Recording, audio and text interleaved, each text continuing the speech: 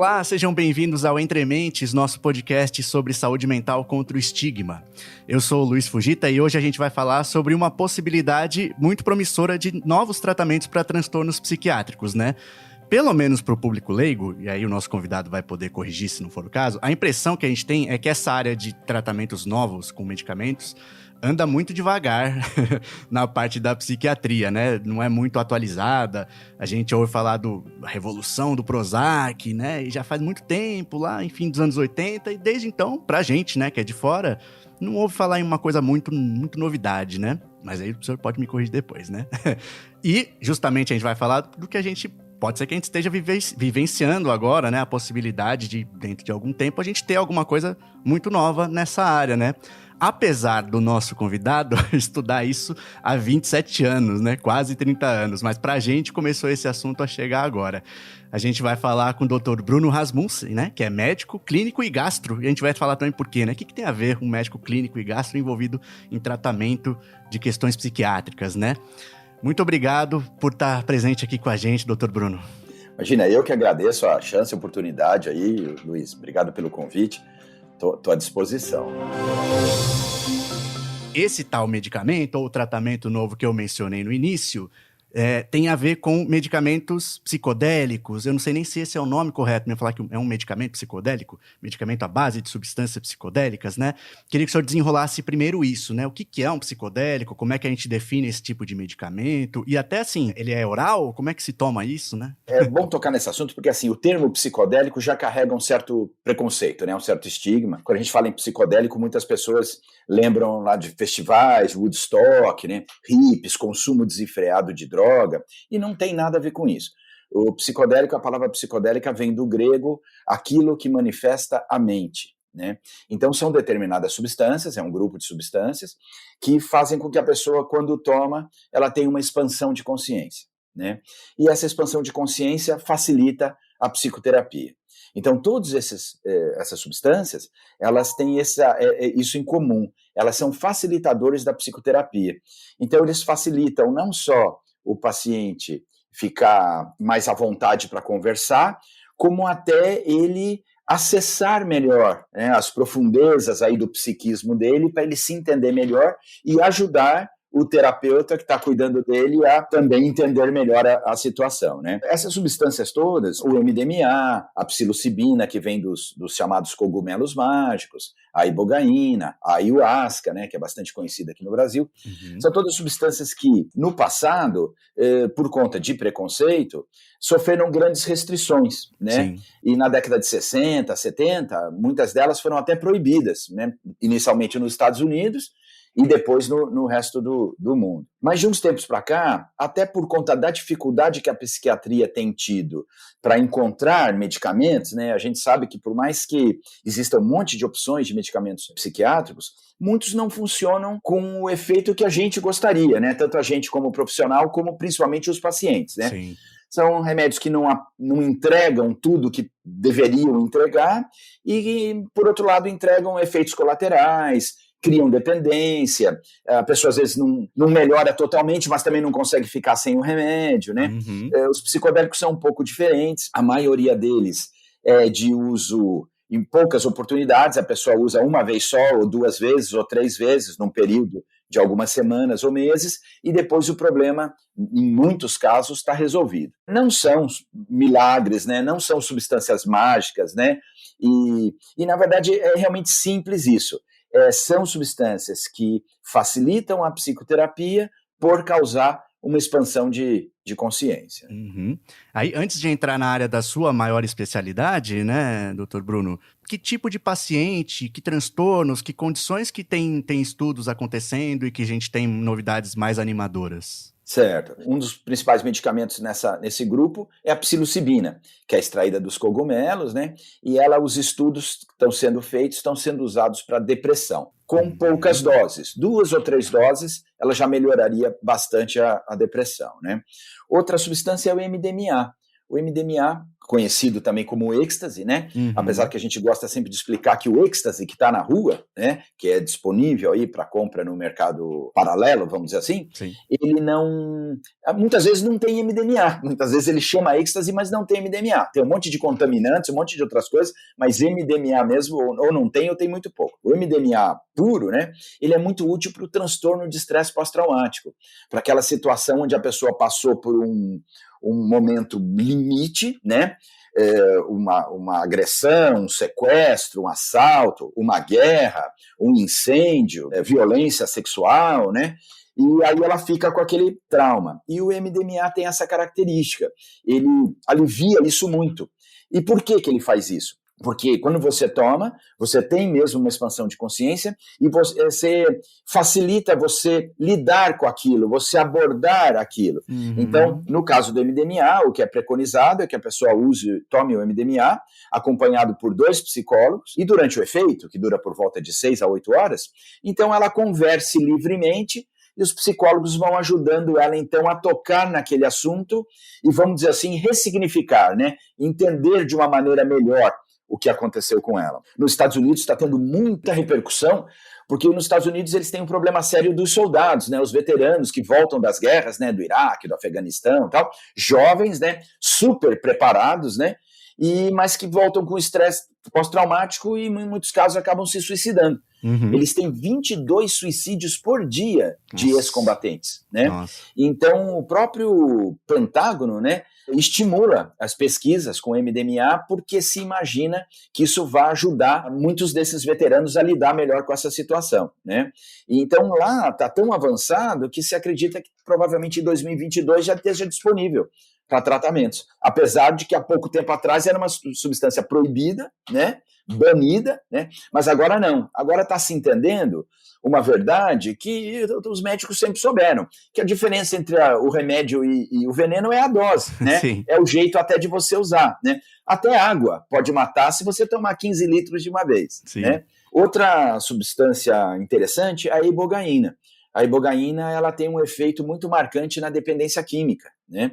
E normalmente com uma dose só de ibogaína, você tem uma melhora, uma pesquisa que a gente fez aqui na Unifesp, né, na Escola Paulista de Medicina, coordenada pelo professor Dartil Xavier e pelo Eduardo Schemberg, né, mostrou que por volta de 72% dos pacientes ficaram abstinentes após uma única dose de ibogaína, né? Agora, ibogaína, diferentemente do MDMA, diferentemente da psilocibina, da ayahuasca, como eu citei, e do LSD, é uma substância mais forte, com alguns riscos, né, cardíacos, pode colocar o coração fora de ritmo. Então, no caso da ibogaína, a gente recomenda que a pessoa faça esse tratamento no ambiente hospitalar, né, e não por conta própria, né? Já as outras substâncias, elas não são tão, assim, arriscadas, vamos dizer, do ponto de vista físico, né, cardíaco e tal, mas sim do ponto de vista psicológico ou psiquiátrico. Então é importante que a pessoa não faça uso dessas substâncias sem um apoio psicológico do lado, porque ela pode entrar em contato com algumas coisas, né, profundas aí do seu psiquismo, e isso pode, se não tiver um psicólogo junto, pode mais atrapalhar e piorar até o quadro do que ajudar. É importante que tenha alguém para servir como uma espécie de um guia, né? Para que ajude a pessoa a entrar em contato com aquilo, mas ao mesmo tempo fazendo um reasseguramento de que está tudo bem, está tudo sob controle, que esse efeito vai passar. Então a gente até faz isso mesmo. A pessoa começa a lembrar de alguma coisa, por exemplo, no caso do estresse pós-traumático, no caso do MDMA, começa a lembrar daquela situação que gerou o estresse pós-traumático, que gerou o trauma, a gente estimula até a pessoa a entrar em contato com isso, mas com apoio, com a gente ali do lado, a gente por perto, né? Isso realmente faz o que eu comentei, isso faz a pessoa ressignificar aquilo, lidar melhor com aquilo. A gente sabe isso até intuitivamente, né? Você vê quando a gente não está bem, encontra um ombro, né, amigo, dá uma chorada, né, dá uma desabafada, a gente já melhora. Basicamente, o que os psicodélicos fazem é isso. Permitir que você entre em contato com coisas que estavam, às vezes, até trancadas ali num cofrinho, né, no teu inconsciente, lidar com isso, permitir desabafar e, a partir daí, se sentir melhor, ressignificando o problema. Desse ponto de vista, então, doutor Bruno, eles não têm um papel de substituto de medicamentos mais tradicionais? Por exemplo, a depressão, um estabilizador de humor, por exemplo. Não, realmente não. É verdade. É um outro conceito. O conceito é fazer você com 1, 2 ou 3 doses da substância, você lidar com as situações que estão te incomodando, com a raiz do problema, e, teoricamente, a gente não gosta de falar em cura, mas melhorar muito, né? A ponto de voltar a ter uma funcionalidade mais adequada para aquela pessoa, ela se sentir melhor e poder lidar com a vida dela mais tranquilo, né? Mas tem um efeito também, além desse efeito de entrar em contato com as profundezas, vamos dizer, do seu psiquismo, tem um efeito também, vamos dizer assim, neuroquímico no cérebro. Essas substâncias todas, elas favorecem a conexão e a reconexão entre os neurônios, né? Então há um reequilíbrio dos neurotransmissores, então também tem esse outro fator. Tanto que a gente percebe que mesmo pacientes que não tiveram uma experiência assim muito profunda, que não conseguiram, por vários motivos, entrar em contato com as coisas que estavam incomodando, mesmo assim eles melhoram, por conta desse reequilíbrio dos neurotransmissores. A diferença é que no caso dos psicodélicos, como houve uma reconexão por conta do efeito deles, essa melhora, eu não vou dizer que é para sempre, mas ela é sustentada a longo prazo. Durante muito tempo a pessoa fica bem. Enquanto que mais sólida. Exato. Enquanto que os antidepressivos tradicionais, os estabilizadores de humor, os medicamentos tradicionais, eles funcionam aí por um período de 24, 48 horas. Você parou de tomar, já volta, né? Essa é a diferença. São medicamentos mais interessantes para aquela pessoa que tem realmente um problema mais sério e não quer ou não pode tomar medicamento durante 20 anos, né? Então, aí, com esses medicamentos, a gente conseguiria ajudar sem que ela ficasse presa ao uso do medicamento constantemente. Aí, doutor Bruno, agora fica à vontade para falar um pouco mais, em particular, da sua pesquisa, né? Ou o medicamento que você tem mais experiência, para usar como exemplos, né? Eu gosto sempre de tentar trazer uma visualização de como acontece, assim, né? Aí eu não sei se é muito possível, porque acho que é muito diferente falando de drogas que causam alguma alteração de consciência, né? Acho que é muito diferente do efeito do álcool ou da maconha, que acho que são as mais populares, né? Mas dá pra gente dar uma ideia? Como é que a pessoa se sente, né? Essa coisa de se sentir mais à vontade, é aquele alegrinho do bêbado inicial, assim? Ou é outra coisa? Tem coisas visuais também? Ou como é que acontece? Eu vou falar mais, então, do MDMA e da ibogaína, que são duas substâncias com que eu tenho mais experiência prática, vamos dizer, por ter até participado de pesquisas e tal.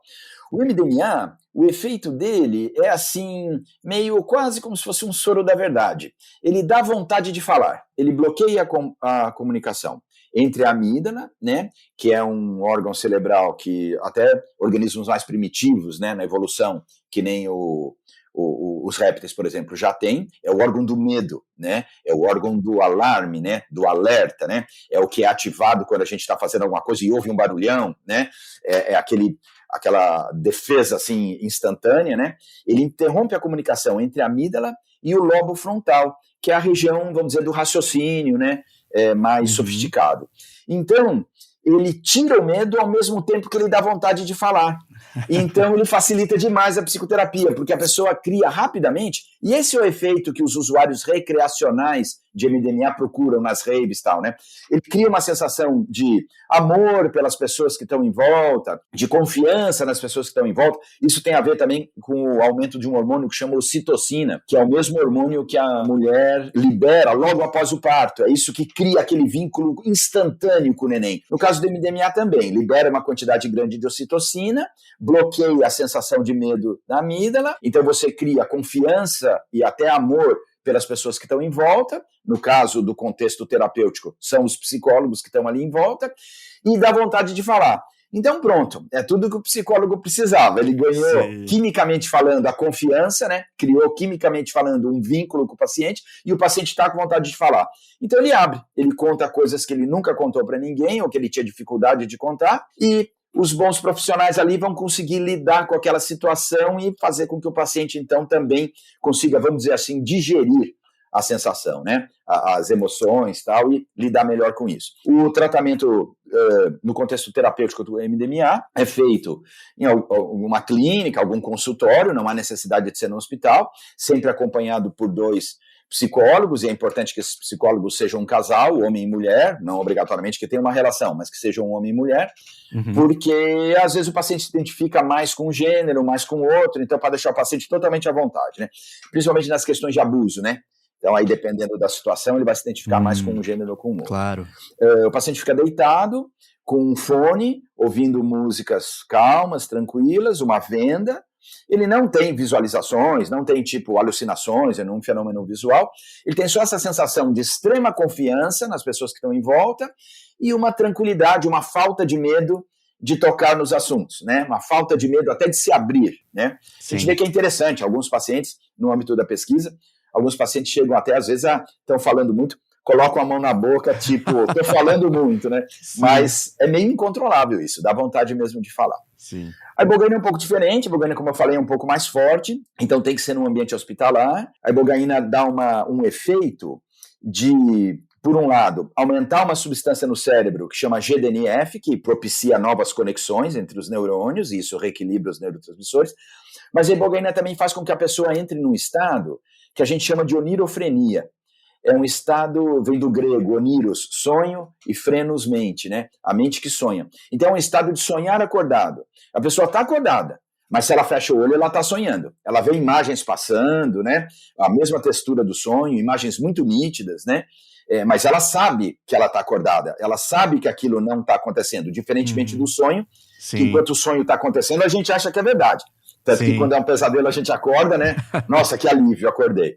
Mas no caso da ibogaína, a pessoa sabe que está sonhando. E muitas vezes nesse sonho estão imagens, símbolos, ou até ela revê eventos do passado, né? Ela revê cenas do passado, da infância, da adolescência, e isso faz com que ela pense naquilo, com que ela reviva aquilo, e aí também o mesmo processo do MDMA. Ela consegue, às vezes, ressignificar aquilo que aconteceu, percebendo que aquilo não foi tão grave quanto ela imaginou, ou que foi mais grave do que ela imaginou, né? Ela consegue entender melhor, porque às vezes vem coisas assim, de 2 anos de idade, 3 anos de idade. Ah, nossa. E quando aconteceu, a pessoa não entendeu aquilo, ela não tinha capacidade para entender, e agora como adulto ela está entendendo. Então muitas vezes a pessoa identifica perfeitamente a situação que a levou, ou que facilitou o uso de drogas, ou ela aderir, né, ou ela criar dependência, porque o criar dependência não é uma coisa que acontece com todo mundo. Mesmo drogas mais ditas pesadas, como heroína, crack, não é todo mundo que experimenta, que fica dependente.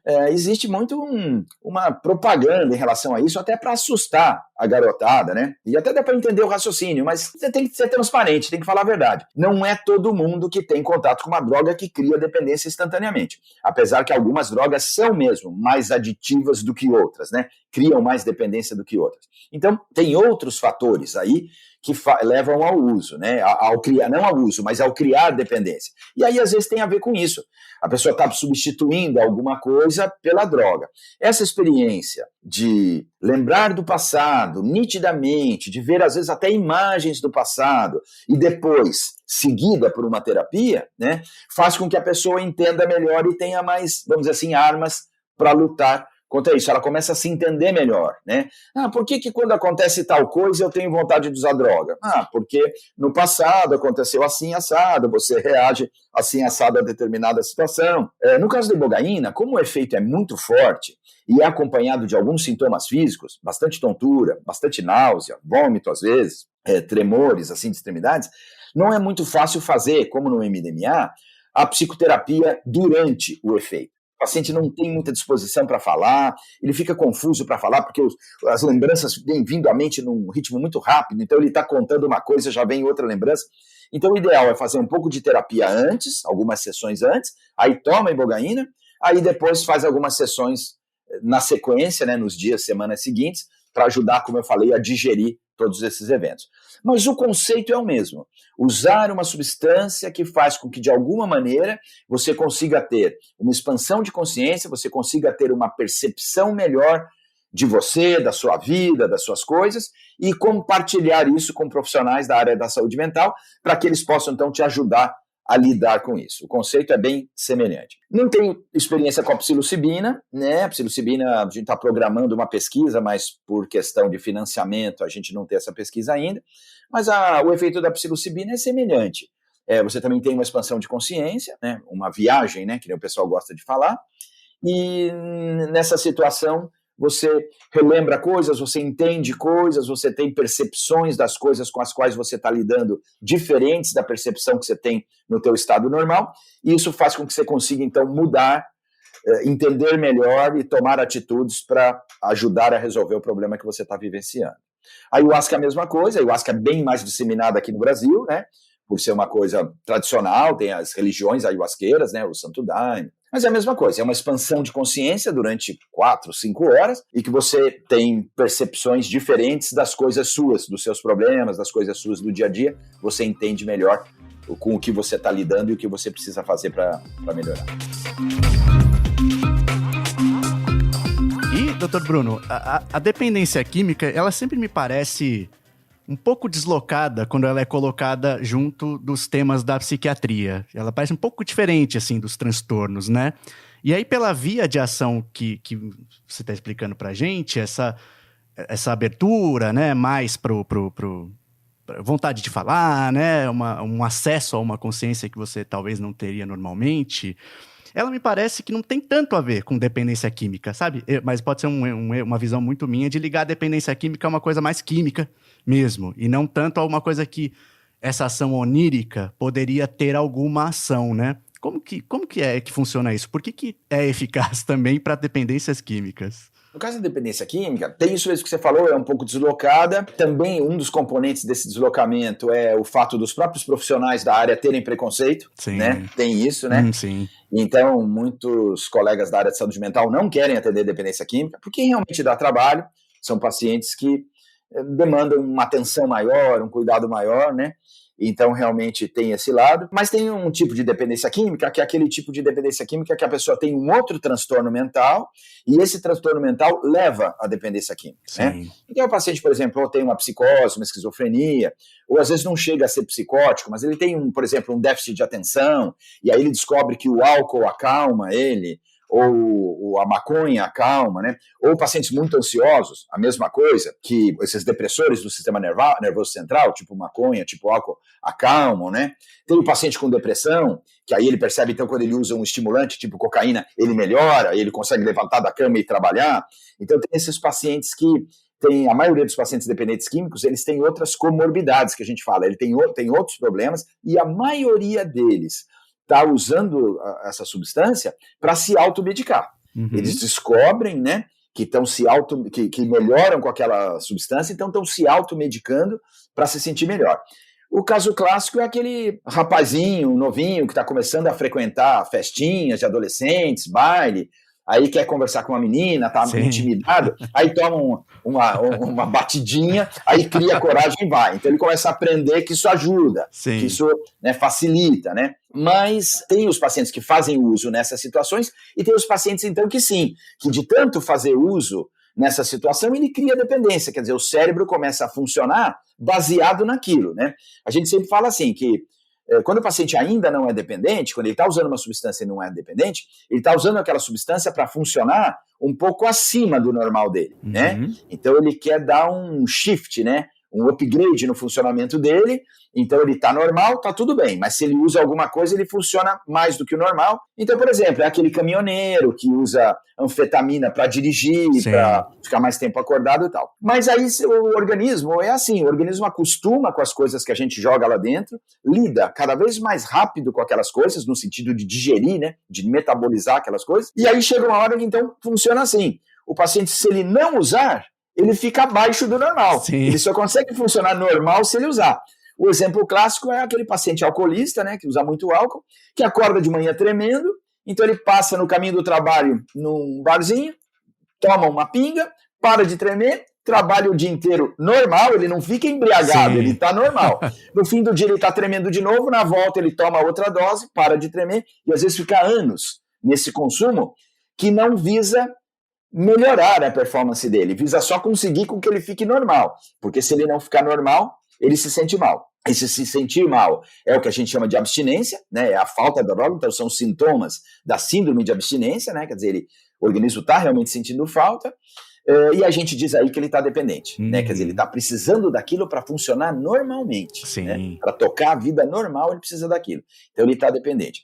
E a ibogaína entra exatamente nisso, no sentido de fazer ele revezar, né? Rever algumas situações da vida dele que podem ter causado essa certa fragilidade, essa certa tendência, essa facilitação para precisar de um apoio químico, né, para tocar a vida dele normalmente, porque apesar de ser uma coisa muito disseminada, ter muito uso de droga, a maioria da humanidade não precisa disso para tocar a vida normalmente. As pessoas até usam, a gente usa café para acordar de manhã, né? A gente toma uma cervejinha no fim de semana para dar uma relaxada, mas não é uma coisa que você vai passar mal ou quebrar tudo se o café tiver acabado naquele dia, ou se você não puder tomar a tua cervejinha naquele dia, você toma no dia seguinte. Sim. A dependência é diferente. Realmente, se não tiver aquilo, a pessoa entra num estado tanto psíquico quanto físico de desespero, né, de ansiedade, de mal-estar. Então a ibogaína ajuda nisso, a entender por quê. Quais são as raízes desse comportamento? Por que você precisa tanto daquilo, né? E realmente funciona, isso que é interessante, viu, Luiz? Funciona muito bem, a gente vê a mudança de discurso. No caso da ibogaína, em 24 horas. O paciente toma ibogaína hoje, 8 da manhã, amanhã, 8 da manhã, ele já está falando, mas por que eu usava droga, rapaz? Como é que eu deixei chegar nesse ponto? Tipo, né? Perdi o emprego, abandonei a faculdade, né? Casos dramáticos, né? Perdi minha mulher e meus filhos, né? Às vezes a família fica até meio assustada, fala, nossa, mas mudou. Nós estamos falando isso há 10 anos, não caía essa ficha, só ele tomar uma cápsulazinha caiu. Mas é porque caiu num terreno fértil, né? Quer dizer, o fato de fazer uma psicoterapia antes, você já está preparado para o que ele vai ter que lidar, vem aquelas coisas que ele às vezes nem imaginava, e aí ele se entende melhor. É muito mais fácil você entender uma coisa se ela partiu de você, né? Sim, se você, claro, entendeu? Você teve um insight, né? Caiu a ficha, do que, por exemplo, alguém da família falando, toma cuidado com isso. Você, às vezes, até só da pessoa falar, você vai fazer o contrário, né? Sim. Então é mais ou menos por aí que a ibogaína entra. E aí, doutor Bruno, respondendo aquela questão que eu deixei no início, né? O que faz um médico clínico gastro nesse tipo de tratamento? É justamente porque a ibogaína tem um risco físico um pouco maior durante o uso, né? É isso. Exato, a minha função, aí é mais como clínico mesmo, né? não tanto como gastro, mas é cuidar da segurança do paciente sob o efeito dessa substância, né? Porque no caso da ibogaína, ela tem um risco físico mesmo de causar uma arritmia, fazer o coração, no primeiro momento, bater devagar demais e depois rápido demais. E isso não é bom para o organismo, se você não tomar alguns cuidados. São coisas simples que você faz, e mesmo que você precise usar algum medicamento para controlar isso, é um medicamento simples. Mas precisa ser alguém que, da área, uma pessoa mais leiga, ela pode não ter o domínio da situação, né? No caso dos outros, o MDMA, o LSD, a psilocibina, tem um pequeno, muito menor, mas tem um pequeno risco médico aí, do paciente, por exemplo, vomitar e desidratar, ou do paciente agitar, ou do paciente querer tomar decisões que não são inteligentes, né? Tipo, vou subir no telhado, né? Não, sob efeito de uma substância dessa, é melhor não subir no telhado, né? Claro. Então é mais no sentido aí de proteger o paciente de algumas situações que ele mesmo pode gerar. Mas tem, no caso do MDMA, por exemplo, o MDMA pode aumentar a pressão, né, a pressão sanguínea, né? Então a pessoa que tem tendência a ser hipertensa, ela pode fazer uma crise de hipertensão, então você tem que controlar e monitorizar para que você tenha certeza que isso não está acontecendo, se acontecer, você toma providências.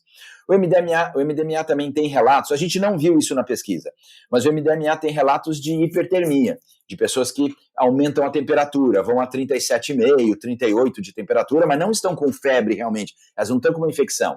É o efeito do MDMA. A gente não viu isso na pesquisa que a gente fez, então a gente imagina que talvez esse efeito seja mais ligado ao uso recreativo. A usar, por exemplo, numa rave, dançando durante horas, sem se cansar, porque o MDMA é um estimulante, então isso vai aumentar a temperatura. Natural, né? Porque você está com atividade física durante muito tempo.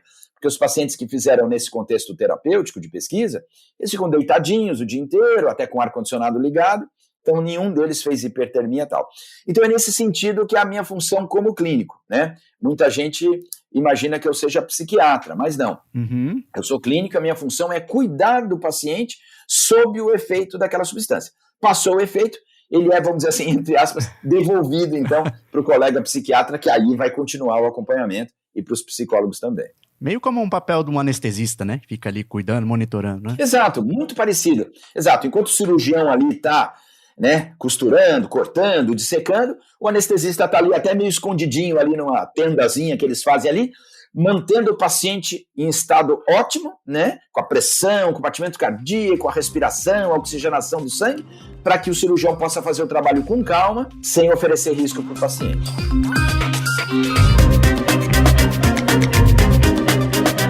Aí entrando na nossa parte final aqui, doutor Bruno, da entrevista, em que pé que a gente tá, assim, disso ser algo um pouco mais acessível, né? Ainda é muito nível de pesquisa, né? Isso é para anos. A gente, ao longo da minha vida, por exemplo, eu vou ver isso sendo algo acessível? Eu acredito que sim, apesar de eu ter mais idade que você, acredito que na minha vida também vai ver isso. No caso da ibogaína, é o que está mais perto de ser utilizado, porque a ibogaína ela é uma substância que ela não está listada entre as substâncias proibidas e controladas no Brasil pela Anvisa, né? A Anvisa permite a importação da ibogaína, desde que seja o que eles falam para uso pessoal. Então a pessoa pode comprar ibogaína no exterior e usar aqui, né, com acompanhamento médico e tal. Tem até uma regulamentação do Conselho Estadual de Política sobre Drogas do Estado de São Paulo, que até recomenda isso. Não tem efeito de lei, mas é uma recomendação desse conselho, que é ligado à Secretaria de Justiça. É uma recomendação que o tratamento de ibogaína seja feito no ambiente hospitalar, né? Uhum. Já ocorreram mortes aqui no Brasil pelo uso de ibogaína fora de ambiente hospitalar. Em ambiente hospitalar nunca aconteceu, né? Mas fora já, exatamente porque são pessoas leigas ou são pessoas que não têm o preparo que deveria ter, não tomam os devidos cuidados, então acontece mesmo. Então a gente recomenda muito que a ibogaína seja usada com muito cuidado. No caso do MDMA, eu acredito que também logo, talvez em 2 anos, 3 anos, esteja disponível, porque o plano original das pessoas que estão desenvolvendo o MDMA como medicamento nos Estados Unidos é que ele estivesse aprovado em 2021. Mas a pandemia atrapalhou a pesquisa, porque é complicado você fazer uma sessão de MDMA com 3 pessoas fechadas num quarto, né?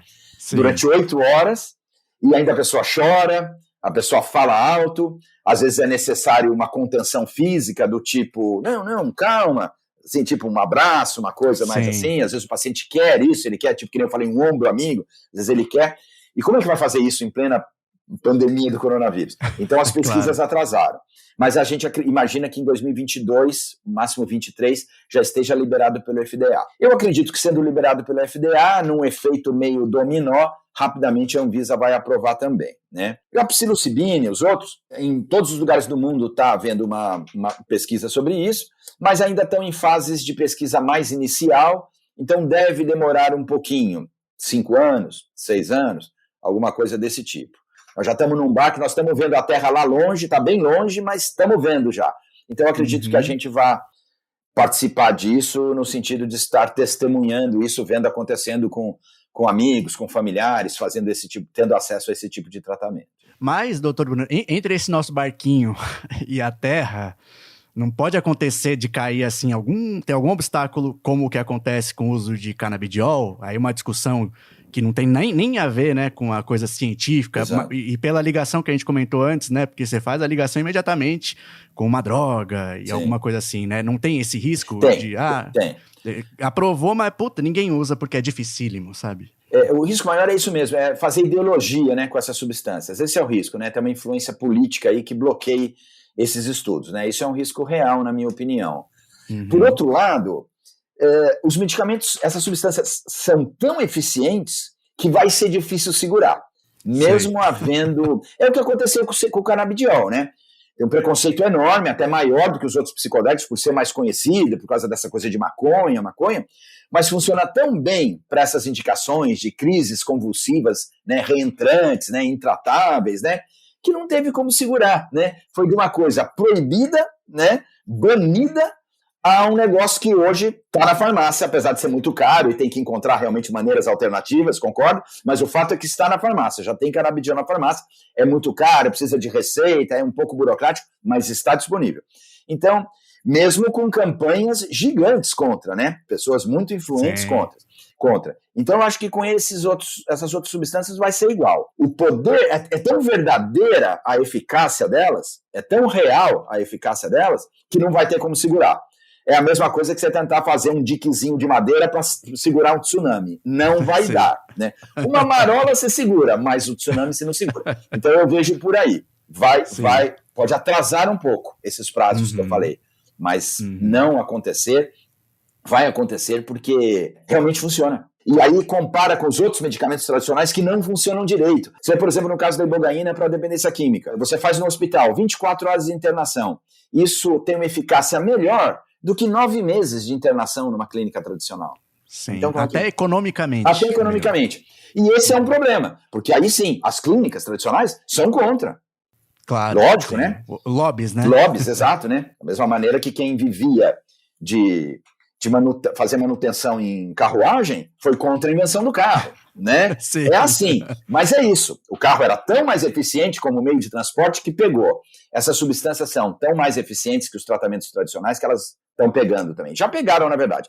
O que falta aí é regulamentar para não ter abuso, para não ter mau uso, para as pessoas não correrem risco quando elas usarem. Porque, apesar de usarem em raves, em situações recreativas e tal, tem uns certos riscos, sim. Então, precisa tomar cuidado, precisa saber lidar com isso e não simplesmente ir tomando. E outra coisa, sendo oficial, estando autorizado, laboratórios vão fabricar isso. Sim. Então, se você está dando uma dose de X miligramas, você sabe que são X miligramas. E não comprar na entrada do evento que você está indo de um cara que você nunca viu na vida que está falando que tem 100 miligramas naquilo, mas tem mesmo? Sim. É aquilo mesmo? É o que eu falei, a maioria dos comprimidos de êxtase, se são testados, não tem êxtase, tem cafeína, tem anfetaminas, né? Substância fentanil, que é um opiáceo, tem substâncias que não tem nada a ver, mas que quem está tomando ali sente uma coisa diferente e fala, tomei êxtase. Não é o verdadeiro, né?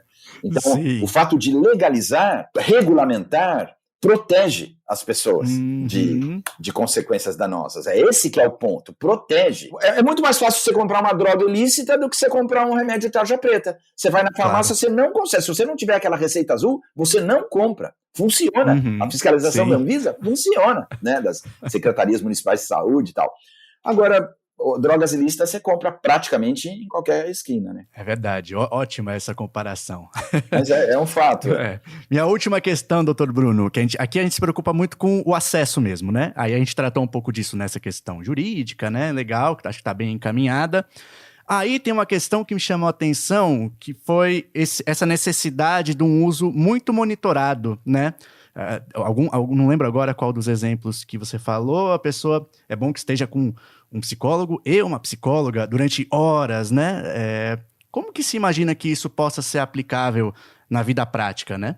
Se imagina assim, esse caso aí dessa situação é o MDMA, né, que precisa de um psicólogo, uma psicóloga, provavelmente a psilocibina também vai ser esse modelo, né. Aí vai ser assim, provavelmente ou a pessoa vai procurar o psicólogo com essa demanda, gostaria de fazer esse tratamento, ou o próprio psicólogo vai sugerir o tratamento, ou o psiquiatra que está acompanhando vai sugerir o tratamento. No caso do psicólogo sugerir, a pessoa teria que passar com o médico, o psiquiatra ou qualquer outro médico que fosse fazer a receita para ela comprar isso, e aí ela levaria a dose para o dia marcado para a sessão de terapia assistida pelo psicodélico. Aí ela vai tomar aquilo de manhã e vai passar o dia inteiro com os psicólogos ali conversando e vai estar liberada no fim da tarde.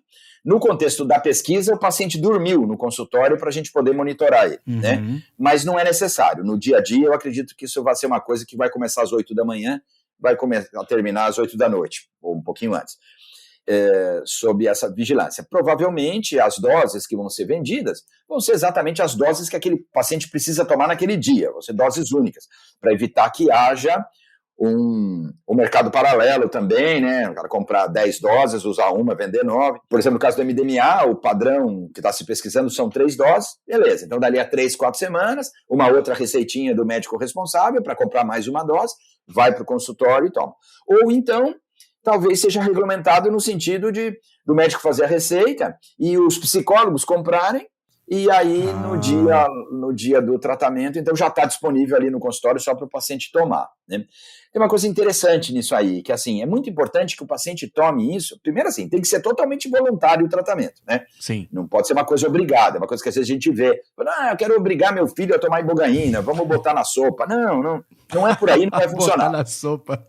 Botar na sopa para ele não perceber, botar no feijão. Mas tem uma coisa que é muito interessante, que inclusive a própria tomada da cápsula, do comprimido, independente da apresentação que seja, tem que ser o paciente. Não é que nem os outros tratamentos que muitas vezes o enfermeiro pega o copinho e bota na boca do paciente e ele engole. Não, o paciente tem que pegar aquilo e botar na boca. É um gesto que é simples, mas que é muito simbólico. Na hora que ele faz isso, ele está se abrindo para o efeito. E não simplesmente aquilo sendo jogado dentro do organismo dele, meio goela abaixo, né? Sim. Como é nessas clínicas psiquiátricas e tal. Beleza, põe o foninho, põe a venda, fica ouvindo música, espera, e é isso. Normalmente depois de meia hora, uma hora, de repente o paciente fala alguma coisa. Não, mas não sei o que tal. Aí os psicólogos abordam, mas por que você falou isso? Pá, pá, pá. E aí realmente os pacientes falam.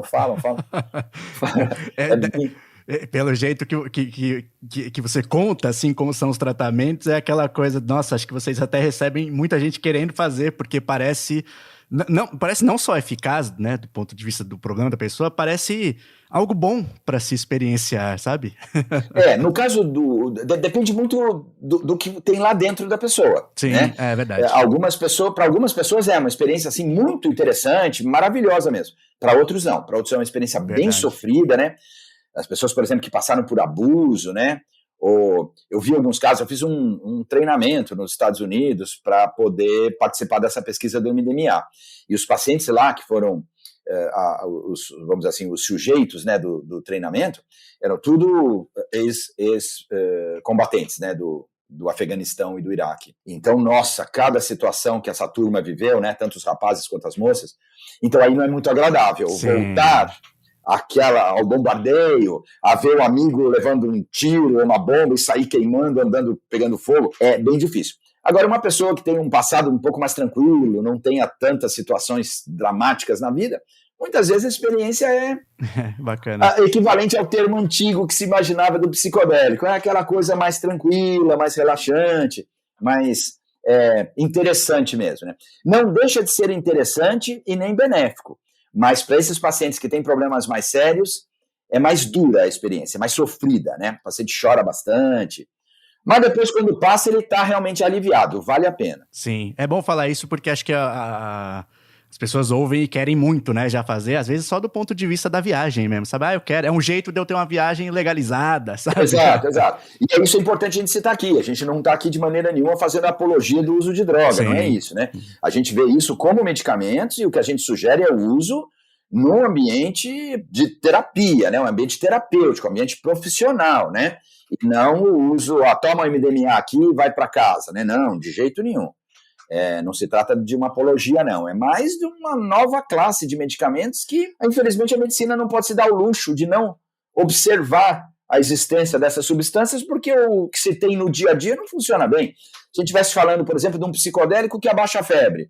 Não, já tem um monte de remédio que abaixa a febre, um monte de anti-inflamatório, antitérmico, deixa para lá. Mas, no caso, antidepressivos, estabilizadores de humor, né, um monte de medicamentos da categoria, né, de psiquiátricos, entregam, como eu falei há pouco, o efeito que seria necessário. Então, é bom ter alternativas e aí, entre o profissional e o paciente, chega-se a um acordo e se escolhe o que se acha que é melhor para aquele momento e os dois vão juntos aí para ver o que vai dar, né?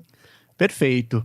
Doutor Bruno, eu sempre deixo um último momento para o convidado dar uma mensagem. Às vezes a gente não abordou aqui algum assunto que você acha vital falar, né? Ou qualquer mensagem que o senhor acha importante dentro desse tema, né? Ser passado para o nosso público.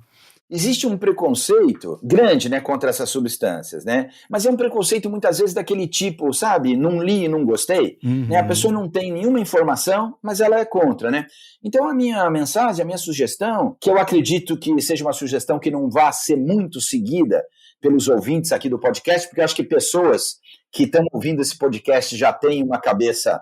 Né, mais focada em outras coisas, mais aberta, mas de qualquer maneira minha sugestão é assim, se informar a respeito, né, e não simplesmente não aceitar, negar, né, se informar, existem pesquisas, né, existem pessoas muito sérias lidando com isso, instituições muito sérias, tanto aqui no Brasil quanto no exterior, né, o Brasil inclusive é um dos países mais presentes nessas pesquisas, em eventos, né, de medicina psicodélica, tal. O Brasil tem sempre uma turma grande participando, né, tem vários cientistas brasileiros que são importantes nessa área, né? Então, é importante se informar antes de formar opinião, né? A pessoa tem direito a ter a opinião que ela quiser, mas tem que estar embasada em dados e não opinião por opinião, né? A minha mensagem seria essa, se informar sobre o assunto, que é surpreendente, é mais interessante do que pode parecer assim à primeira vista. Perfeito, muito obrigado, doutor Bruno. Acho que nem é o caso de, não, é mais interessante, acho que pareceu bastante interessante, sim, só verdade, pelo seu relato mesmo, e dá vontade mesmo de que isso seja acessível, porque a gente sabe, né, são problemas que é muito fácil encontrar paciente refratário, né? Sim. Então é legal ter uma alternativa que demonstre, assim, uma melhora melhor, né? Exato. Muito obrigado. Não é só um último parênteses, não é realmente um tratamento para qualquer pessoa, para qualquer perfil de paciente. É para aquele determinado perfil, não é também a primeira opção. Tem outras opções primeiro. É para aquele paciente que não está melhorando com os tratamentos tradicionais. Aí sim. Ótimo. Obrigado mais uma vez, doutor Bruno. Eu que agradeço, viu, Luiz? Obrigado pela oportunidade aí. Estou à disposição aqui para qualquer esclarecimento. Obrigado, pessoal, por terem ouvido mais esse episódio. Relembro vocês que a gente está com o nosso Instagram, né? Entre Mentes Podcast. Sigam lá, por favor, para dar uma força para o trabalho da gente. Por enquanto, estamos só subindo os episódios antigos, né? Um a um.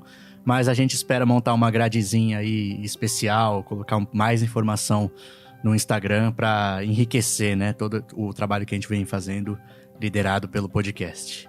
Obrigado, até a próxima.